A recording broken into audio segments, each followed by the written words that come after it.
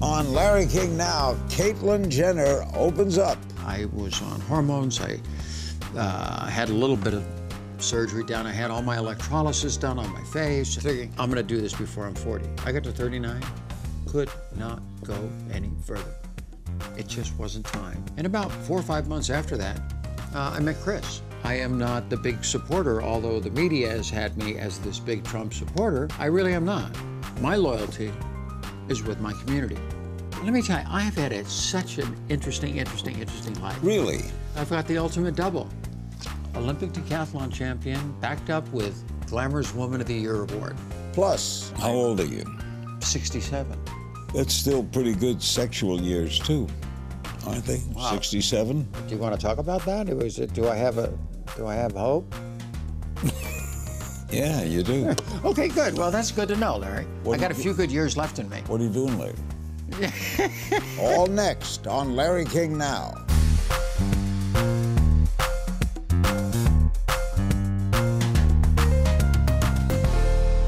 Welcome to Larry King Now. Our special guest today is Caitlyn Jenner, the Olympic gold medal winning decathlete, television personality, and part of the most famous extended family in America. And Caitlyn's highly anticipated new book is called The Secrets of My Life, and it's out now. Why'd you write this? Why did you decide? For you to read it, Larry. I can't wait to read it. Yeah. You know how much I've admired you over Yes, the years. I know. And so good to see you, by the way. Good to see you. It's good been to a see while. you. It has been a while. We've known Well, each other for 40 years. I loved interviewing you. Yes, we've had a lot of fun, but you never knew the whole story. I didn't. No, you didn't even come close. Okay. Why'd you the write progression. Gender dysphoria, gender identity, whatever you want to say, is not something that just all of a sudden you acquire. It's something that you have to deal with your entire life. I talk about in the book when I was very, very young, 8, 9 years old, sneaking out, grabbing my mom's clothes, walking around the apartment complex in Tarrytown, New York.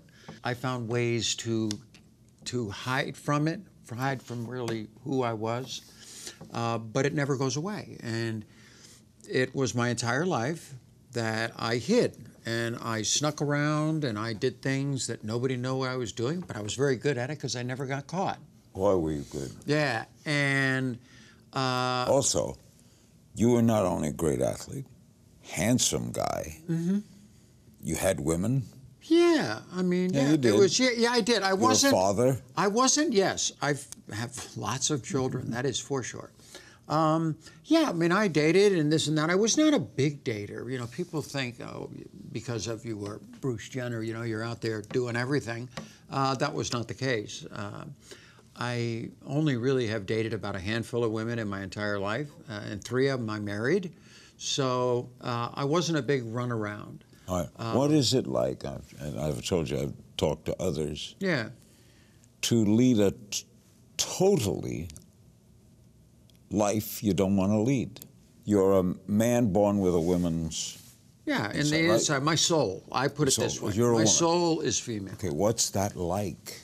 Day in, day out. What's it like when you were 8 years old, when you were 12 years old? I survived with what I would call diversions. Instead of dealing with myself, and as you know, you're mature like I have, you've been around a long time. Back then in the 50s and 60s, there wasn't even a name for it.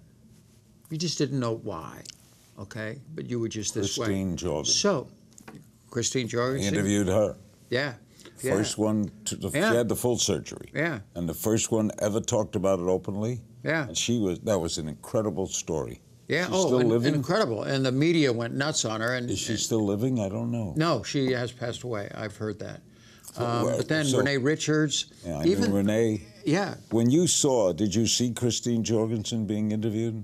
Or were you too young? I remember when I was very young, it might have been a print ad or something, and thinking, wow, okay, that's amazing. You know, I felt like that was me, but I couldn't do that. Even in the 80s, when I was really struggling, I mean, I basically went to my house for 6 years and never came out because I never felt like I fit somewhere. The issue wasn't where it was, because at that point in the 80s, the only person I really had before me would have been Renee Richards in '77. who came out and wanted to play on the ladies' professional tennis circuit. And she, the media didn't understand the issue, and it was tough on her. You know, it was tough on her. I interviewed her. I liked her a lot. Oh, I did too. I thought she was great. Yeah. A great doctor and great representative for the community. But it just, I put it, it wasn't time. For me. But what was it like, though, to live the wrong life? I had all these diversions. I had athletics. I had all this stuff. I had family. I loved raising children, you know. I mean, I was good at it. I raised 10 amazing, amazing kids. When you got married, were you in love? Yeah. Oh, yeah. I was in love. Yeah. And, like, been married 3 times. We'll take the last one with Kris. I was open with her about my issues. I had been on hormones for 4.5 years and really struggling back in the late 80s. How'd she handle it? She says, we can handle it. And I said, you know what? And at that time in my life, because I couldn't do it, I thought I would transition before I was 40. I said, I'm doing this. I don't want to be old and do this. I want to do it when I'm younger. So that was like 1984 to 1990. Those 6 years, I was on hormones. I had a little bit of surgery done. I had all my electrolysis done on my face and had all these things that I was going through, thinking, I'm going to do this before I'm 40. I got to 39, could not go any further. It just wasn't time, you know? I just wasn't time. Within society, for me, it wasn't time. And about 4 or 5 months after that, I met Kris. And we hit it off from day one. And I had to be honest with her. I am sure I downplayed it because at that time I was downplaying it, you know? And we both thought we can handle this and not a big deal and let's have a good life together. So for the next 23 years, we had a very good life together. Why is she so mad at this book? She said, I've never been so angry and disappointed in somebody in my whole life. What annoys her? What? Yeah, okay. A sensitive subject. Why? Because we have children involved here. First of all, I was always around very strong women, okay, and very opinionated women. You were on my show. And I raised that. Yeah, I raised them that way, strong, independent women. And you never really heard my side of the story. You never heard my opinion at all on that show. It was all everybody else's opinion, and I kept my mouth shut and stayed in the back. I asked you about that. Yes, and I was fine with that. You said it was their show. It was their show, and I stayed in the background. So finally, in doing this book, and I talk about it in the first part of the book, saying, this is my book. This is telling my story. I'm extraordinarily honest. I have no malice in my heart, no nothing. This is my story. What is she mad? And just that things like, she didn't know, which of course she did, but I'm sure I was downplaying it, and just things like that. It's my opinion of things that happen. You're not speaking now. And and I've never been able to tell my opinion, you know, and speak out on my. Are you hurt that she's reacting this way? Am I hurt? I'm disappointed. I can't say hurt. I'm disappointed. Well, our relationship, it's a little strained right now, which is okay. But my relationship was with my kids, and they're fine. And you know, time heals a lot of wounds and this and that. And I will never say a bad word about her ever. She's a really good person. She saved my life in so many ways. I knew Bob Kardashian very well. Spent a lot of time with him during the trial and everything. Right. Did you know Bob well? Very well, yeah. We had a very good relationship because we shared the kids together. And I know when he passed away about 2 weeks before, I called him up and I said, you know, if I was in your position, my only concern would be my kids. You know, that's all you got, you know. And I said, I just want you to know that I'll always be there for the kids and make sure they're taken care of. And he said, oh, thank you, and this. And he says, you didn't have to tell me that. I knew that. And that was kind of the last conversation I had with him. And I've tried to keep that promise to him and always be there for the kids. because that's what it's all about. Our guest is Caitlyn Jenner. We're discussing politics, including Trump's record on trans rights, and how Caitlyn deals with her critics.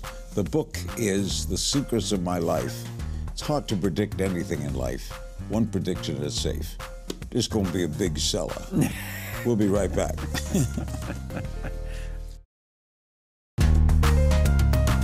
The book is The Secrets of My Life. The guest is Caitlyn Jenner. A lot of great pictures in this book, too. A lot of great pictures of Bruce. Yeah, well, that's part of my life. It's part of my journey. And you know what? I'm proud of that. I've had. It should be. Hey. Let me tell you, I've had such an interesting life. Really? Oh, my God, please. I've got the ultimate double. Olympic decathlon champion, backed up with Glamorous Woman of the Year award. Now, come on, Larry. You've never met anybody like that in your life. You could have been on the front. You were on the front cover of People as both. As both, yes. I did both of them. Did being athletic, did that trouble you at all? Here I am. I'm a woman inside. Yeah. And I'm the #1 athlete in the world. I know. I was good at it. And, you know, I was dealing with a lot of things as a young kid. I was dyslexic, so perceptually picking up words off a piece of paper was tough for me. I had identity issues. I had all these issues as a young person. But I found this thing called sports. And I had an aptitude for it. And every young person, if they're good at something, it makes them feel better about themselves. Never knowing how far I would actually take it to where someday you're trying to be the best in the world at something. Did your father say, "That's my boy"? Yes, my father was very proud of me. And but then that day, and I talk about this in the book, the day after the games, I woke up that morning, didn't have a stitch of clothes on. Medal was on the counter in the bathroom, picked it up, put it around my neck, looked in the mirror, and got scared, thinking, oh my God, what do I do now? How do I deal with this? And it was almost like I built up this character called Bruce Jenner that now was so big. Am I stuck being him the rest of my life? Now what do I do? You called yourself a Republican in the past. Some people are angry at that. You voted for Trump, didn't you? Mm-hmm. I was a Republican, and he was our candidate. Has he disappointed you? In some cases he has. In some cases it's been okay. Gorsuch with the Supreme Court, things like that, are, I think, the right move for our country. But yeah, he has disappointed me in some ways. This whole health care deal, if you're on the conservative side, I want the federal government out of health care. I believe in a little thing called the Constitution, you know. But Trump has said in the past he was in favor of a single-payer health system. He did say a long time ago, yes, he did. Then he kind of switched. He's become a typical politician. Yeah. You said once if Hillary Clinton became president, the country is over. Being conservative, the Republican Party has really disappointed me. I am not a supporter of the Republican Party. I lean that direction because I'm more conservative, so I do vote Republican. I am not the big supporter, although the media has had me as this big Trump supporter. I really am not. My loyalty is with my community. Okay, that's where my loyalty. That's what I'm fighting with the president? Talked to him on the phone during the campaign.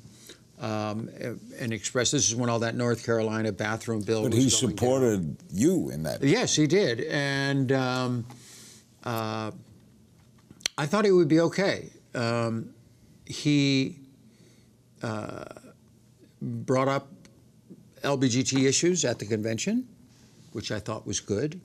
And talking to him on the phone, I was pretty optimistic that, you know what, I think the best thing that the Republican Party could do is do a better job when it comes to equality for all. Because the Democrats kind of own that space, and rightfully so. They have been better. The Republican Party, no. Don't go away. We'll be right back with Caitlyn Jenner. How do you explain to me? Yeah. It took the civil rights movement concerning blacks 200 years, and it's still there. Mm-hmm. Yet, gays, it seemed like quick, wow, suddenly. Probably over the last 30, 40 years. Yeah. And we'll have a gay president. We will have a gay Oh, yeah, president. yeah. Now, well, how about a trans president? LGBT? Just kidding. Why can't that happen? Wait a minute. Everything is so accepted now. Well, okay. How do you explain the speed of that? They fought. The gay community fought. I would like for the trans community to look at the gay community and see what they've done over the last 30, 40 years. It's been amazing. Now, we're 20, 30 years behind the gay community. But you're coming fast. But we're coming fast. Thank you very much. But we are coming fast. I have met so many wonderful people, Larry, in my community. I mean, interesting. Male and female, right? Male, female, both ways. Who do you date? I don't date anybody. Don't you want to date? Not really. I am very fortunate from that standpoint. I see so many young trans people, and a lot of them are very good friends of mine. And of course, they want to date. They want to get out. They want to have relationships. They want to have a family like any person would. They're not gay, are they? No, because this has nothing to do with sexuality. This is all about identity and gender. There's a difference. The old saying is, sexuality is who you go to bed with. Gender identity is who you go to bed as. So there's no similarity between sexuality and gender. People have a tendency to try to Well, the time they can get together is desire. Well, desire in each one is... Do you desire women or men? Well, I don't know. I really don't know? I don't even go there, Larry. I have all my children. See, I see these young girls, trans girls, let's say, want to date, want to go out, all that kind of stuff. They want to build their... I've already done all that. Okay, I already have all my children. My day is full from the time I get up in the morning to the time I go to bed with night. I got 10 children, just had my 11th grandchild. How old are you? 67. That's still pretty good sexual years too, aren't they? Wow. 67. Do you want to talk about that? Do I have hope? Yeah, you do. Okay, good. Well, that's good to know, Larry. I got a few good years left in me. What are you doing later? We'll take a look back at... I just got hit on by Larry King. I love it. Caitlyn's journey, what she's learned and what she changed after the break. Stay with us. We're back with Caitlyn Jenner. The Secrets of My Life has now been published, already an amazing bestseller. How's the public treated you? Absolutely wonderful. Very, very positive. Now, I know I'm very blessed to be in a position that I'm in. I understand that. When I did Diane Sawyer 2 years ago, when it came out as Bruce still, it could have gone either way.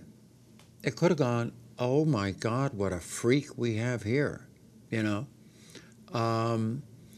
But it didn't go that direction. Diane was great. You can only tell your story the first time once. And I could not have told my story better than what Diane did in that 2-hour interview. And so that started it off on a positive note. You knew she was sympathetic note. To begin with. Of course. You did not face Mike Wallace. Not even close. And that was by design. For the 2-3 years leading up to that, the tabloids had been destroying me. I mean, destroying me in the gutter. Okay? They had no idea what was going on. It was all done on speculation. I'd have paparazzis following me everywhere I went, trying to get any picture that they could, compromising picture. My life was hell. Do you know why there are people born with the wrong gender? Nobody knows quite why, but the biology behind it is so interesting. There's a study on identical twins, separated at birth, went their own direction. 25 years, 30 years later, they find out that they have an identical twin, and one of them searches the other one down, and they both have transitioned. Wow. It makes you think, wait a second, there is something. I feel that gender identity is you're born that way, okay? Just like you're kind of born gay. There's not like... you don't know why you... Yeah. I don't know why I'm heterosexual. Yeah. I don't know why. I don't know why either. Yeah, you never know. No one knows why they are the way they are. Yes, nobody knows. They are, but they don't know why. But it's true. I mean, I've been this way all my life. You have brothers and sisters? Yeah, they're fine. Unfortunately, I lost my brother at 18. That's why I dedicate the book to him and my father. And my father's the other one that never got to hear this story. So that's why I dedicate it to the two of them. He died before this? Yes, he died before I transitioned. My dad was a World War II veteran, landed Omaha Beach, 5th Ranger Battalion, great American. I loved the game, saw everything, you know, was very, very proud of Bruce. And, How about your mom? Mom's still around. She turns 91 next week. 91, and she was the last one I told. Got a lot of questions for Caitlyn Jenner. Let's move to some of them. Debbie Beavis Covington, do you still play golf and play with your helicopters? Do you ever just sit around with no makeup and flannel pajamas like the rest of us do, or do you fix yourself up every single day? Okay. First, I still play golf. Golf game's very good. Thank you very much. I would bet it would. Yes, yeah. Good for the putting. See, you know, you get a better putting stroke. The golf game's good. I don't play with the helicopters anymore. I did a lot of that, RC helicopters. Since I'm back in control of my own finances, I've been a pilot for the last 40 years. I bought another airplane, so I got a little plane to actually fly around in. And the final question was? You sit around with no makeup on all the time. But if I do go out, okay, I will get photographed. And so you have to look good. Yeah, and so, yeah, if I just go to get Starbucks or go to the grocery store, there'll be paparazzis down there, and they're just waiting for that shot, you know, with no makeup on, the hair flying all over, and yeah, They're the worst. Yeah. Sindhu Thomas George, what are you doing to represent and give voice to trans people and who don't enjoy the wealth or race privilege that you have? I try to use my, quote, wealth or race privilege the best I can to help out the community. White. Yeah, I'm white. I've worked all my life. I'm not going to make excuses for that. Last year, I teamed up with MAC Cosmetics. We sold a lipstick called Finally Free, and 100% of the proceeds went. We were able to give away $1.3 million to trans issues all over the world. You were, that's beautiful lipstick, by the way. Well, thank you. And this year I started my own Caitlyn Jenner Foundation, which last week we started distributing funds. And so just last week I was able to give away $25,000 to the a great trans organization here in Los Angeles that's affiliated with St. John's. Great organization doing great work. Admired you. And then I gave money to the Trans LA Choir. Who are... There's a choir? There's a choir. We have their own choir. In fact, next month they're going to be singing the national anthem at the Dodger game. I'll be there. Yeah, and just great stuff. So I donated some money there, and so I'm out actively working to build up the foundation. Did you play baseball, football? Played football, played basketball, then obviously track, and then all summer long competitively water skied. So, no baseball? No baseball. Tough game. It is a tough game. You never discuss surgery. Mm-hmm. Why? Out of respect, not just for me, because those things are very personal. Wouldn't you agree? Yeah. And just because you're trans doesn't mean that you have to ask every question. It's nobody's business. I understand that people are fascinated by that kind of stuff. Well, I'm only fascinated for one reason. Which is? What is the surgery like? Yeah. What is it like to go through with it? Yeah. I've interviewed transgenders who have told me what it's like. Okay. It's not as bad as you think, they say. Yeah. I would imagine surgery's tough. No, it's not as bad as you think. I'll go with that. How's that? All right. Yeah, it's not quite as bad as you think. But most trans women do not have surgery. It's only about, I think, 32% of trans women. It's expensive. Okay. That wouldn't affect you. Well, no, fortunately I work, you know, and I'm not going to apologize. I've worked all my life. So most don't do it because it is expensive. Not covered by insurance. But most, and as far as getting the time and this and that to be able to do something like that, and what's between your legs doesn't define who you are. It's about what's here. And so, and a lot of them, to be honest with you, like their old parts. A lot of questions deal with, are you still attracted to women? I'm really, at this point in my life, I don't I'm not even going down that road. I'm just working for my community, enjoying life. Cindy Ann Godfrey asks, do you seek counseling before transitioning? I have been in counseling my entire life. Yes, I started back in the 80s. I worked with this Dr. Trudy Hill all through for 6 years. We were together once a week. And then this Dr. Milrod, I used her once Kris and I went our separate directions, and it was a mutual decision. I found this Dr. Milrod and met with her and talked about, how I can pull this off. Because at that point, my life was hell. I mean, I was getting destroyed. A lot of questions you already answered. You see yourself as a good parent. You do. I have done my absolute best to try to be the best parent I can possibly be to my children. Matthew Trammell, what does a transgender accepted society look like, and how far are we from that vision? Actually, that's a good question. How far are we away? First of all, a trans-free society, okay? I mean, that free to be yourself. I think we're almost there. Yeah, I think we're You're really an example. Close. Yeah. A 14-year-old watching this, girl or boy. Yeah. Probably say to their mother, like kids say now, this is who I am. Yeah, this is who I am. I think a society with open-mindedness and people being able to be who they are is what we're trying to get to. Are we there yet? No. Have we come a long way? Oh, absolutely, we've come a long way. We still have a lot of rights out there that we need to work on, and a lot of misunderstanding. I mean, we got, the North Carolinas of the world, bathroom issues.